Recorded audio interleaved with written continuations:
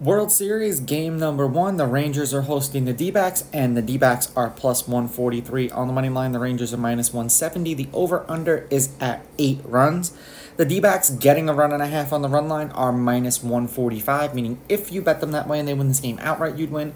They lose this game by 1 run, you'd win. And the Rangers laying a run and a half on the run line are plus 122, meaning if you bet them that way, they have to win this game by a minimum of 2 runs. Now, thank you for everyone who has joined the Discord and who continues to join the Discord.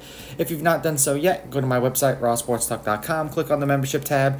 It is a paid membership, but it will give you access to my best bets, or you can just click on the link in my bio. It's also in there. Head-to-head, the D-backs are on a 3-game winning streak against the Rangers. The D-backs are 6-4 against the Rangers in their last 10 meetings against them. The home team is on a 2-game winning streak. The home team is 6-4. The underdog is 6-4 on the money line. The underdog getting a run and a half on the run line is 7-3. There have been 3 one-run games in their last 10 meetings, including 1 in the series that they played against each other this year. They played a 2-2, a home and home. The over is 6-4, and the over 8 is 6-4.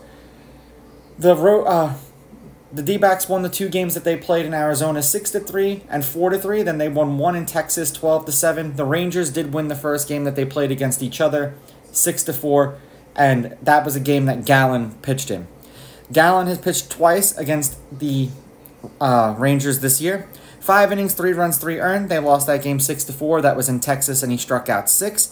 And then in Arizona, 6 innings, 1 run, 1 earned. They won that game 6-3, and he struck out 11 batters. The D-backs are 2-3 in his last 5 starts. He's got an ERA of 3, averaging 5 2/3 innings pitched and 4 strikeouts per game in those games. And the under is 4-1 in his last 5 starts. The under, they've lost his last 2 starts. In his last 3 starts, law of averages against the Rangers, because 1 was in 2021. He averages 5 2/3 innings pitched, 6.7 hits, 2.3 earned runs, 8.3 strikeouts, 0.3 walks, 0.3 home runs, and 97.3 pitches. For Eovaldi, he did not pitch against the D-backs either last year or this year. The last time that he pitched against them was in 2016.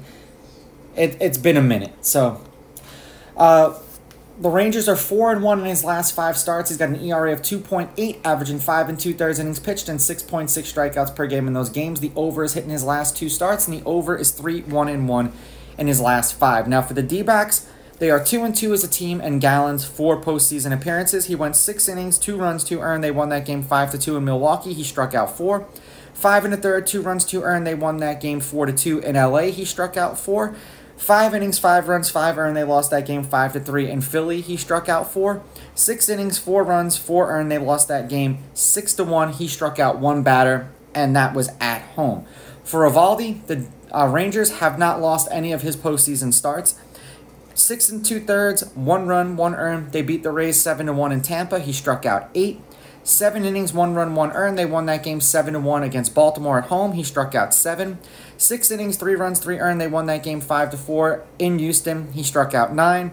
6 innings, 6 1/3, 2 runs, 2 earned. They won that game 9-2. That was in Houston, and he struck out 4. Now, in their last handful of games overall against in their last 10 games, the D-backs average 4.9 runs per game with a 245 average, 6.1 hits, and a 322 on-base percentage against right-handed batters. The Rangers are averaging 5.5 runs a game with a 259 average, 6.8 hits, 1.2 home runs, and a 334 on-base percentage because, law of averages, that's their last 10 games just in general.